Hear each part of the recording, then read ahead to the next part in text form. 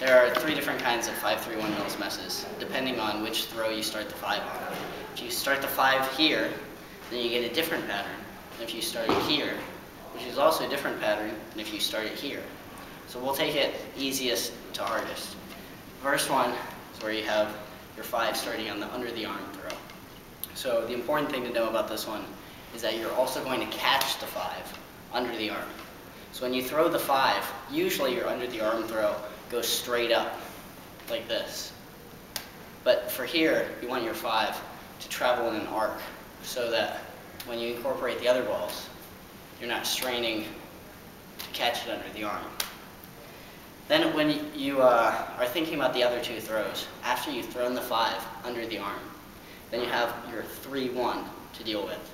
So your 3 comes back around like this, and then you throw your 1. And you want to practice this so that you have it really solidly, because it's difficult to get the relative height of the 5 and the 3 so that they come down at the right time. So once you have those, okay, you could try for all 3 throws. So you throw 5, 3, 1, and then you stop. 5, 3, 1. And then you can try it on the other side. And then once you feel like you have that confidently, you start Mills mess. 5, 3, 1, 5, 3, 1, 5, 3, 1, 5, 3, 1, 5, 3, 1, 5, 3, 1, 5, 3, 1, 5, 3, 1. And feel free to go back anytime you want. Okay, the next 5-3-1 Mills mess we'll learn is actually the pair, because what's difficult about the next two is that you have to make an under the arm 1 throw.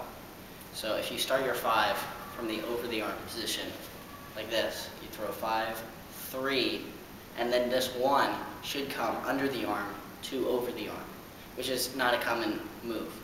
And the other 5-3-1 variation, you start it here, so you go 5, 3, and then your 1 should be an over the arm to under the arm, backwards, which is also uncommon. So we'll just start with these kind of throws. The important thing here that I find really helpful is how to do an under the arm 1. I mean, you can cheat if you want and just go like that, but we're jugglers, why cheat? So what you want to do is, normally when you do a 1, you hold it like this so that your thumb can throw it in. But that makes it difficult to go under the arm here because it doesn't come out of your hand very easily this direction.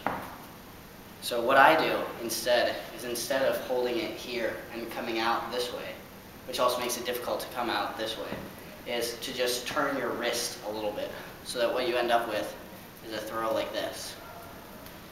And then you want to practice it on both sides, of course. So there. And so then you're not actually turning your hand this way as much as you are this way. So once you have your 1 reasonably under control, then you can add your second ball and learn how to do the 3-1 part. So you'll want to work on it both ways. 3-1, 3-1, 3-1. And then the other direction, where the 1 comes from over the arm to under the arm, like this. And then you'll want to work on that both sides, on this side too. Once you have those down, then you're ready to add in the third ball. Similarly to what we were doing before, you can practice the third ball by itself. So if you're starting from the over the arm position to start your 5, then you'll want to catch it also in the over the arm position, like this. So this actually might be a helpful exercise for you if you're unused to this throwing pattern. It feels awkward at first, but it's helpful because then you don't have to think as much about the pattern. So once you have this, then you're going to throw a 5, 3, and then your 1 is going to come under the arm to over the arm. So it looks like this, 5, 3, 1. And it's a little collected all at the end. It's a little fast, and so what you have to do is you catch your 1 here, right? And then you have to reach around and catch the 3 here, so then you can catch the 5. So I think it's like this. Oops. And actually, I just realized as I was doing it, the 3 you catch under the arm, and then you have to throw the 1 so you can go here. But regardless, you have to end up this way, and so it's helpful here to practice it from the pattern. where you're juggling, and then instead of throwing a normal over-the-arm pass here, you go 5, 3, 1, and then come back into the pattern. Because that way you learn the timing as well as the movements.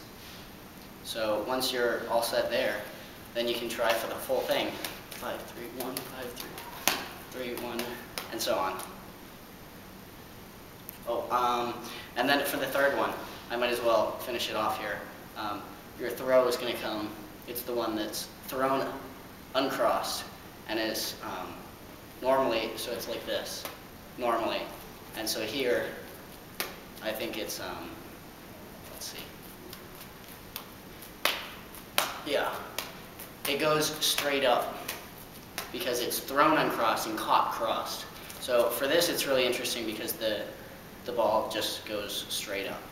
So once you have that kind of down, just isolated, and then of course you've worked on passing your one-handed under the arm there, then you can combine them. And so you go 5, 3, and then you pass in here. So you curl your wrist and catch it there. 5, 3, 1. And that's actually cheating a little bit. You want to have it 5, 3, 1 so that you end up across the other direction. And so then you can integrate that into the pattern. 5, 3, 1. 5, 3, 1. And then just go for it. 5, 3, 1. 5, 3, 1. Good luck.